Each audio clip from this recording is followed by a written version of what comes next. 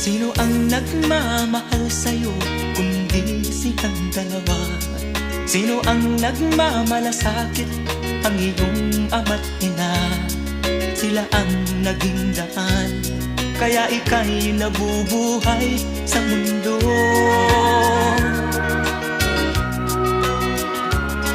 Ano man ang mangyari, hindi sila magbabago. Ang mga magulang mo'y laging nagmamahal sa'yo. Kahit na nasasaktan, kahit na sila'y di mo pinapansin.